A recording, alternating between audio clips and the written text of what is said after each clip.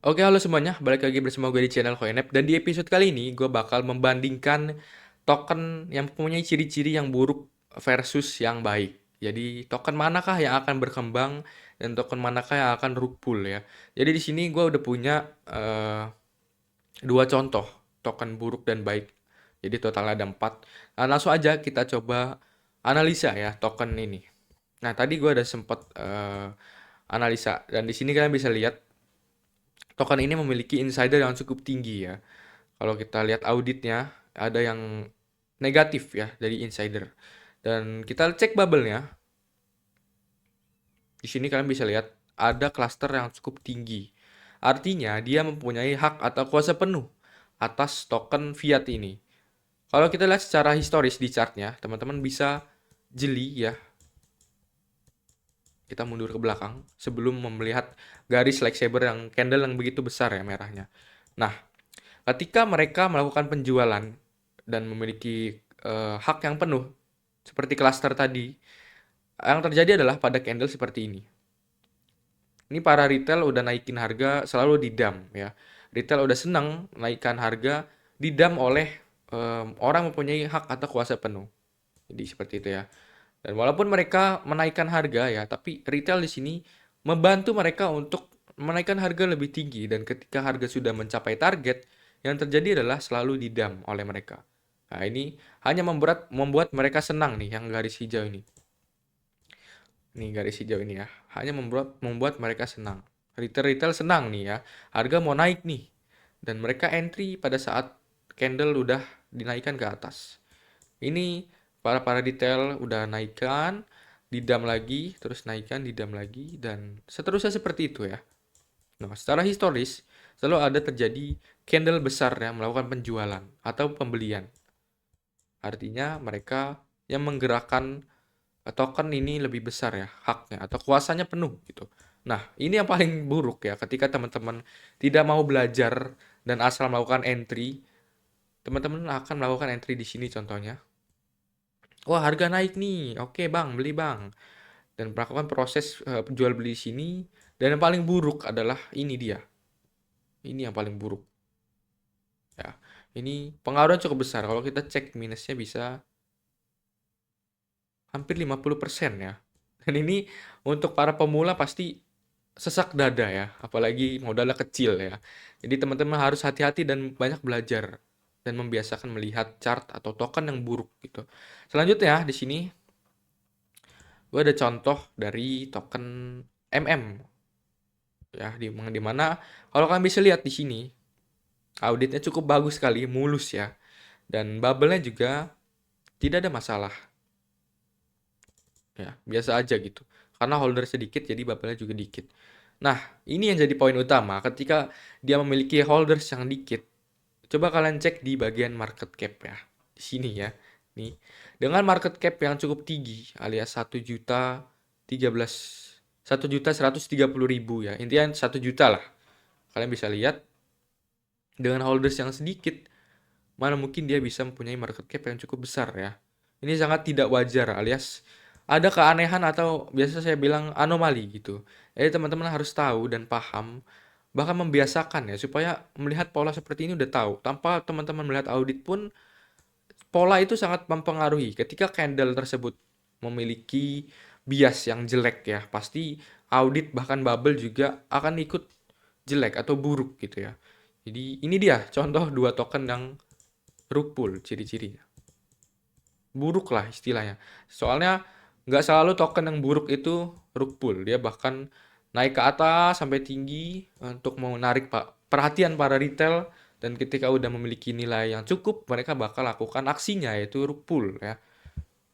Selanjutnya di sini ada dua token yang growth yang akan berkembang. Ciri-cirinya adalah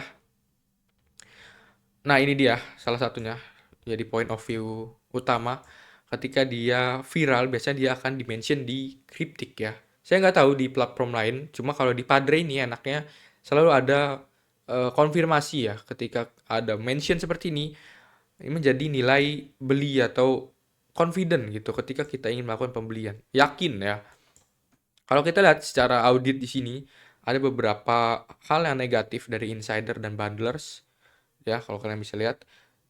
Di sini bubble-nya kita cek normal ya. Secara bubble maps dia normal, artinya masih average-nya positif ya. Dan tidak ada hal yang signifikan seperti ini. No, ini nggak jelas ini. Secara kasat mata pun harusnya kalian bisa tahu, oh ini nggak jelas nih tokennya gitu. Makanya teman-teman harus membiasakan melihat pola-pola seperti ini tuh. Ini nggak jelas nih, ada aneh gitu, anomali nih. Kalau ini tuh kalian bisa lihat ini selalu berkembang ya. Ciri-ciri token yang bagus adalah ketika dia mengalami koreksi yang cukup dalam ya. Dia selalu berhasil survive alias naik lagi ke atas, bounce. Seperti ini tuh. Bahkan dia mencetak ATH baru di sini dan dimention oleh salah satu media mungkin ini ya. Cryptic.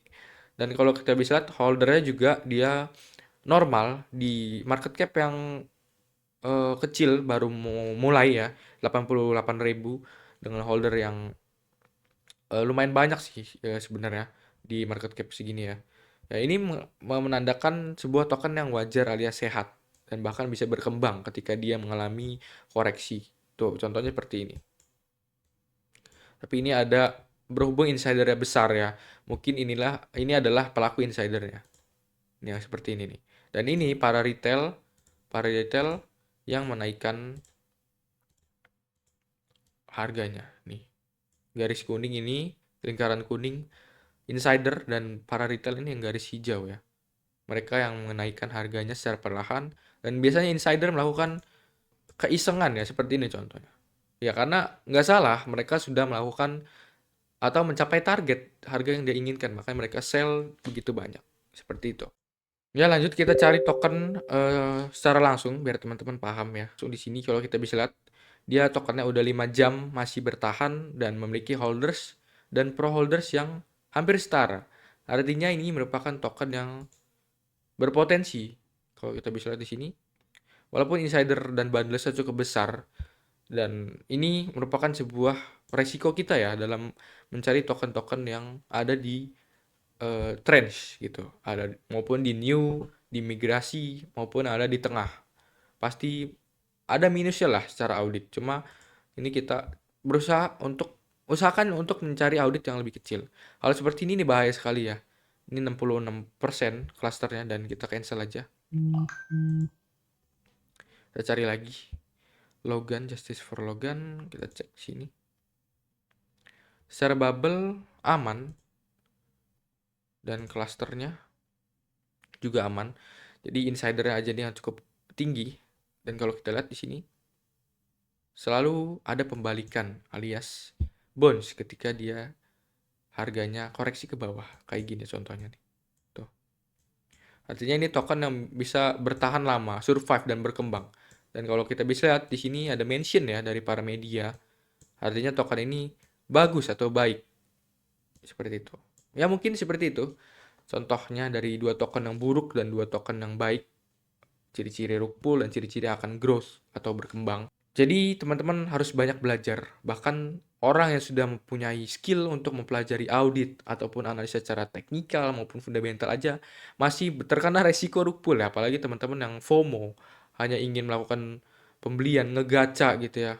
Itu menurut saya merugikan ya. Ada baiknya teman-teman untuk memperdalam dulu ilmunya dan di YouTube juga banyak yang saya berikan dari mulai cara exit strategy, setting TP dan SL itu banyak sekali yang saya ajarkan dan bagaimana tinggal teman-teman niatnya ya untuk melakukan hal tersebut. Nah, buat teman-teman yang mau belajar audit ataupun fundamental atau teknikal, di sini gua kasih juga sinyal VIP harian untuk teman-teman bisa belajar sambil cuan, lengkap banget dan harganya cukup murah bisa dibilang ya. Tapi terbatas dan mungkin ini lagi promo juga. Jadi sewaktu-waktu bakal naik harganya. Dan teman-teman yang nanya gue pakai apa, gue pakai Padre di sini. Ya tadi gue bilang enaknya selalu ada konfirmasi tambahan untuk kita melakukan pembelian kayak gini, dimension ya di berbagai media. Dan alhasil mereka ketika dump atau koreksi selalu naik ke atas, berhasil survive seperti itu. Mau daftar juga ada di link deskripsi untuk Padre ya.